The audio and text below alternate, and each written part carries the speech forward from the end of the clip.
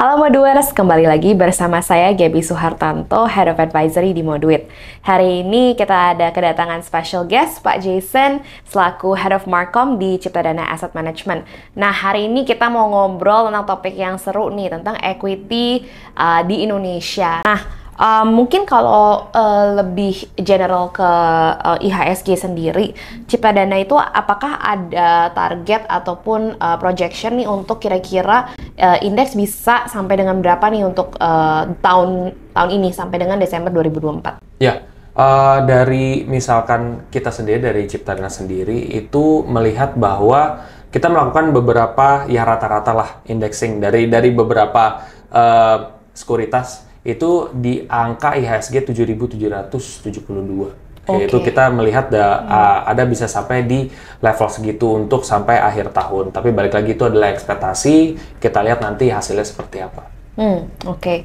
Nah, mungkin kalau kita ngobrolin pemilu nih, kan sebelum pemilu hot topiknya adalah paslon yang mana nih yang paling friendly ke market, ke bisnis dan lain sebagainya. Dan kalau sekarang nih setelah kita udah melalui pemilu dan udah lebih kelihatan lah mungkin siapa yang akan jadi pemimpin kita selanjutnya, untuk dampak kepada spesifik saham blue chip ataupun big caps gitu, apakah dampaknya akan positif, akan no change, atau malah negatif nih kalau dari Ciptadana view-nya itu impact-nya akan seperti apa, Pak? Kalau dari Ciptadana sendiri dari segi impact tidak akan terlalu impact yang bagaimana banget ya untuk saham-saham seperti saham-saham perbankan yang Big Four juga. Nah, tetapi kita lihat memang saham-saham Big Four ini atau saham-saham Big Bank ini tetap masih punya potensi untuk tumbuh karena indeks dari loan growth performance-nya juga masih cukup tinggi dan terus meningkat. Jadi masih cukup baik juga, Mbak. Oke. Nah, Ciptadana punya reksadana saham yang juga fokus kepada big capitalization stocks ya, yang namanya Rencana Cerdas. Nah, kalau saya lihat nih di fun fact sheet Rencana Cerdas sendiri, ini kinerja di 3 tahun terakhir itu 20%-an, di atas IISG 17%-an. Nah, apa sih sebenarnya strategi dari Ciptadana yang membuat performance-nya itu bisa sebaik itu, Pak? Oke, dari kalau strategi kita sih sebenarnya selalu melihat bahwa apa yang kita pilih itu harus sesuai dengan ya kondisi pada saat itu.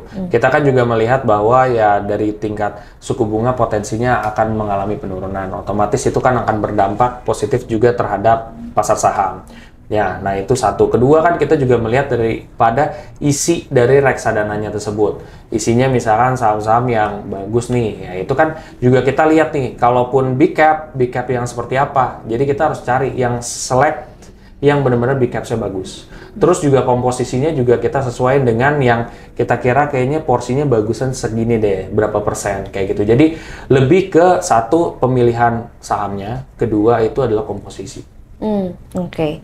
Ya menarik sih Pak. Ini kalau misalnya kita ngomongin tentang stock picking dan lain sebagainya, apakah untuk produk reksadana equity ini ada perbedaan untuk strategi di mana milihnya cuma big caps nih? Kalau tadi kan mungkin even dari big cap tetap harus diselect gitu, nggak bisa semua all big caps gitu. Tapi kalau dari strategi sendiri, mungkin apa sih yang membedakan kita berinvestasi di reksadana saham yang bobotnya banyak di kapitalisasi besar versus yang mungkin mid to low capitalization gitu?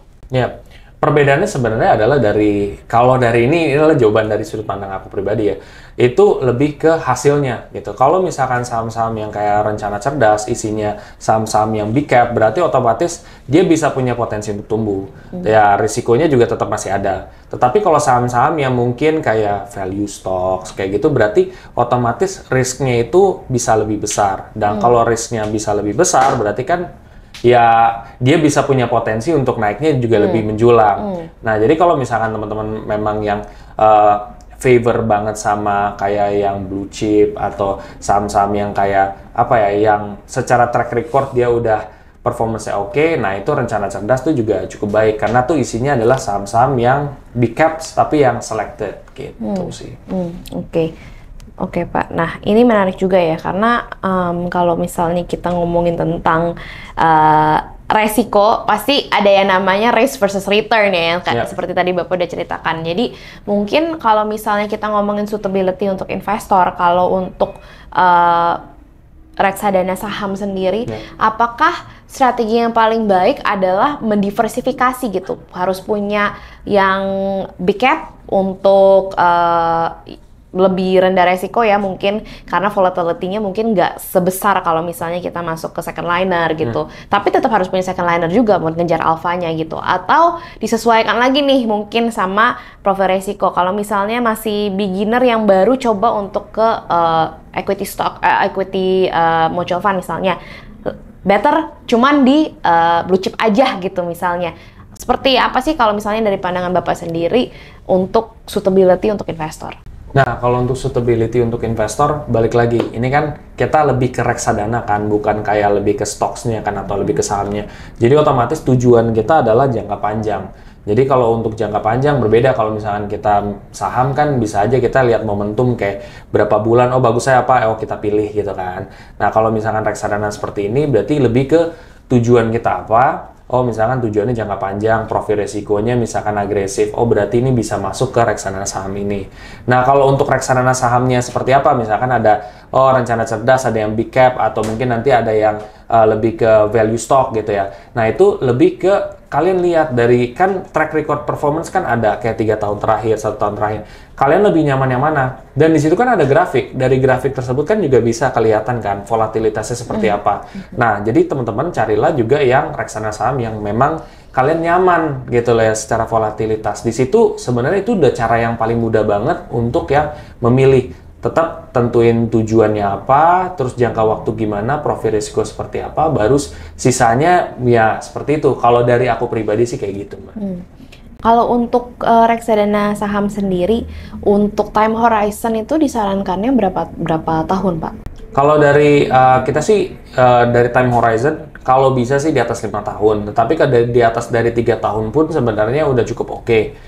Nah, itu juga buat teman-teman yang punya profil resiko yang lebih agresif. Kenapa agresif? Karena kan kita melihat volatilitas juga tinggi. Jadi, kalau misalkan seperti itu, kalau misalkan teman-teman yang bukan profil resikonya agresif, yang nggak berani ngambil resiko gede, ya kan ketika dia turun panik gitu kan, itu bahaya. Nah, makanya sesuaikan dulu. Oke. Nah, mungkin kalau misalnya untuk cara berinvestasi, mungkin biasanya yang 2 main ways yang kita kenal adalah dollar cost averaging versus lump sum gitu. Kalau untuk produk ini atau in general mungkin juga boleh di-share opinion Bapak, sebenarnya lebih baik kita berinvest rutin atau kita doing the lump sum investing style gitu. Menurut Bapak, apakah ada satu yang lebih baik daripada yang lain gitu? Sebenarnya sih kalau untuk baik atau enggak, lebih ke teman-teman investor. Ada dananya seperti apa. Kan beda-beda setiap orang. Ada yang mungkin dia dananya, oh iya saya punya duit gede nih, saya pengusaha gitu ya. Ya udah saya taruh dalam satu waktu, dalam jumlah yang besar, misalkan dengan cara lump sum. Tidak ada yang salah juga kok. Nah, tapi sebenarnya ada strategi yang menurut aku pribadi itu cocok buat teman-teman investor. Ya kayak misalkan orang-orang kantoran, atau mungkin ya bisa terlepas dari orang kantoran, pengusaha pun juga nggak masalah, yaitu strategi dollar cost averaging. Di mana strategi dollar cost averaging, seperti yang Mbak tahu, bahwa kita investasi rutin tanpa melihat naik turunnya nilai. Yang penting kita fokusnya rutin. Teman-teman baru dapat gaji, sisihin ya. Jadi kan kita punya namanya metode sisi dan sisa ya. Nah kalau sisi itu adalah metode di mana teman-teman dapat gaji di sisihin dari awal, bukan disisain.